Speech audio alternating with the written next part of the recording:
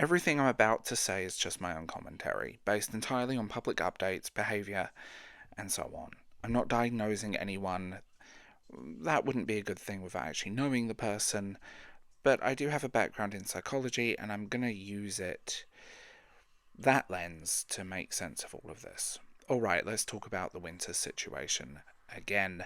My name is Dave James. Welcome to this episode of The Bald Book Geek. Remember to like, subscribe, hit that hype button, and tell me what you think in the comments below. Membership, Patreon, Substack, and Ko-fi are available if you want to support this weird little corner of the internet. Let's break down the winter situation, and let's look more closely at it. I think we've reached the point where the patterns are obvious. You know when the magician drops the cards and suddenly you realise that you never actually had a rabbit? Yeah, we're there. We're at that point in the timeline. Every new update just piles on more excuses, more self-pity, more vague deflection. And look, I get it, criticism, accountability when you're young, it stings. Putting art into the world can be an extremely painful experience. But when you take people's money, promise a product, then deliver something that is frankly unreadable, you don't get to hide behind, I just wanted to bring happiness into the world. If you wanted to bring happiness, you would have delivered something finished, functional, or at least coherent. One of the strangest parts of this entire situation, this saga, is the extreme emotional fragility on display. Winter seems incredibly sensitive. So sensitive that even mild criticism reads like cruelty. And the psychology here, the truth that I'm seeing is simple. If the most basic feedback you receive is the hardest thing you've ever heard, then you've lived a very cushioned life. Which is always a recipe for disaster. Once you release a paid product into the world, criticism is not optional, it's inevitable. The expectation that everyone should be endlessly affirming is not a reality, it's just entitlement. Now here's a new development, and honestly it explains a lot. Winters finally sat down and actually read the book, the whole thing, for the first time, and then realised how terrible it is. They were apparently furious at themselves, which honestly is probably the first moment of genuine self-awareness we've seen in this entire story, if it's genuine.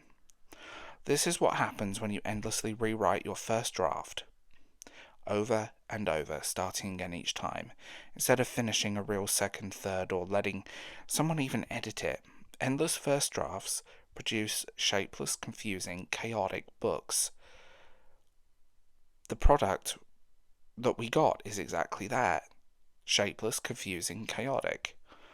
And maybe, just maybe, this moment, if it's real, of self-anger could be good for them. Maybe it's the beginning of actual growth. But I don't see this ending well, because self-awareness, again, if it's real, is just one step. Step 2 is accountability, step 3 is fixing it. And so far, we haven't seen any evidence that step 2 or 3 are on the horizon. Now, I'm going to clarify this. I'm not calling Winters a narcissist. That would be irresponsible. But the patterns we're seeing, the deflection, the blame shifting, the inability to hold criticism, the belief that criticism equals cruelty, they are narcissistic tendencies. Again, I'm not diagnosing, I'm not saying that Winters is a narcissist, I'm just saying there is a pattern of behaviour. It's not a label, it's not a clinical term, just patterns. Patterns that explain why this entire situation feels off, chaotic, almost like a grift. Even if it didn't begin that way, the outcome has started to look it, whether it was intentional or not. Here's the thing, when you update people and it's vague, emotional, inconsistent and deflective, people fill in the gaps. That's just how the internet works. You give people uncertainty, you give them frustration and money involved. It always equals conspiracy theories, and they will bloom always. I'm pretty sure it's mathematical at this point, and the behaviour we've seen absolutely invites speculation and conspiracy theories. At the beginning, I wanted to give Winters the benefit of the doubt. Truly, I thought, okay, young writer, overstimulated, too ambitious, maybe in over their head, but now there's more doubt than benefit. Even with the new revelations, the self-anger after reading their own book, I thought I don't see this magically turning around. I don't see a recovery arc here. I see a continuing downward spiral because the root issue hasn't changed. No accountability, no transparency, no understanding of criticism, no solid writing process, no emotional resilience, and absolutely no plan. If Winters wants to bring happiness into the world, great. Start with honesty, start with accountability, start by accepting the book wasn't good, which hopefully you've done, but I doubt that. And it's not the world's fault that you wrote a bad book. It's your fault. Stop deflecting on the reader. Just putting that one out there. But as it stands, I don't see this ending well at all. Anyway, that's my perspective, commentary only, through a psychological lens and based entirely on public behaviour, just reminding people of that.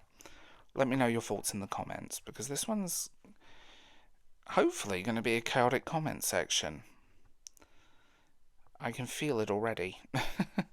Anyway, I'll talk to you guys later. Bye.